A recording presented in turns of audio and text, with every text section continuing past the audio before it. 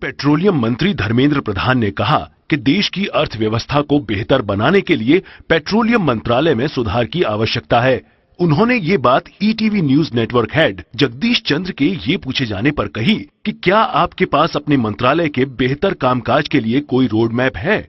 उन्होंने ये भी कहा कि केंद्र सरकार इस पर भी विचार कर रही है कि सब्सिडी व्यवस्था को कैसे दुरुस्त कर इसका लाभ जरूरतमंदों तक पहुंचाया जाए।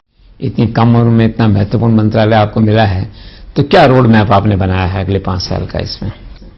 देखिए जगदीश जी, इस विभाग को मेरे को लगभग 60 दिन पूरा होगा काम को संभालते हुए। उसमें मेरे जो समझ बन पाई कि इस विभाग देश की अर्थनीति को आत्मनिर्भर करने में भी बड़ा भूमिका निभा सकती है, इस देश की अर्थनीति को लचर बनाने में भी भूमिका निभा सकती है। पिछले 3 साल में जिस प्रकार की व्यवस्था चली, जिस प्रकार की अर्थनीति को उन्होंने महत्व दिया, पिछले 3 साल में देश की निजी उत्पादन निरंतर घटते गया। कई सारे पॉलिसी सुधार की आवश्यकता है, कई सारे नियंत्रण को बढ़ाने की आवश्यकता है, कई सारे कसावट की आवश्यकता है। ये संभव है, देश की जितनी निजी संसाधन है उसमें प्रोडक्शन बढ़े, राज्यों को उसमें रॉयल्टी मिलेगी, भारत सरकारों को खजाना भी मिलेगी, खजाना में ज्यादा पैसा भी मिलेगी और वैदेशिक मुद्रा की खर्चा घटेगी। ये एक चुनौती है। दूसरी चुनौती है जो सब्सिडी अमाउंट है उसको किसको दिया जाए, किनको ना दिया जाए, किनको अपने से छोड़ देना चाहिए, ये एक वितर्क चल रहा है। वहीं गैस की कीमतों में वृद्धि के प्रस्ताव पर पेट्रोलियम मंत्री धर्मेंद्र प्रधान ने कहा कि पिछली सरकार द्वारा तय फॉर्मूले पर कई पक्षों को ऐतराज था, लिहाजा मौजूदा सरकार ने इस मुद्दे पर सभी संबंधित पक्षों से रायशुमारी कर फैसला किया है। इस पर रिपोर्ट आते ही सरकार जल्द ही अपना निर्णय लेगी। और गैस प्राइसिंग का क्या इशू है, इसमें क्या कर रहे हैं?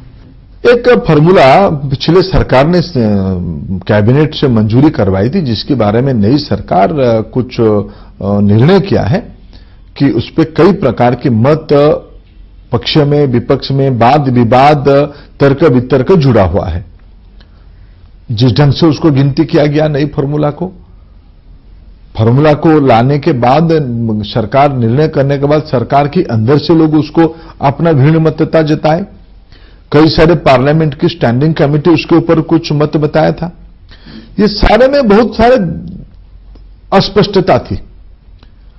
देश में उद्योग धंधे बढ़नी चाहिए, निजी उत्पादन से जुड़ा हुआ ये विषय है, ये बढ़नी चाहिए, लेकिन आम जन की देश हित की विषय भी सामने रहे।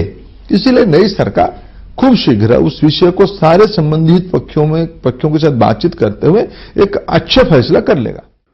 केंद्रीय पेट्रोलियम मंत्री धर्मेंद्र प्रधान ने दावा किया है कि लोकसभा चुनाव की तरह ही बिहार विधानसभा चुनाव में भी नरेंद्र मोदी की लहर दिखाई देगी।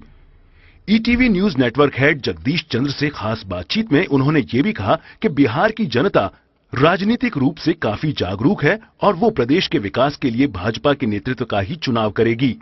तो 2015 में विधानसभा के चुनाव बिहार में होंगे, तो मोदी के प्रति जो विश्वास जनता के मन में था, क्या आगे भी जारी रहेगा? क्या लगता है आपको?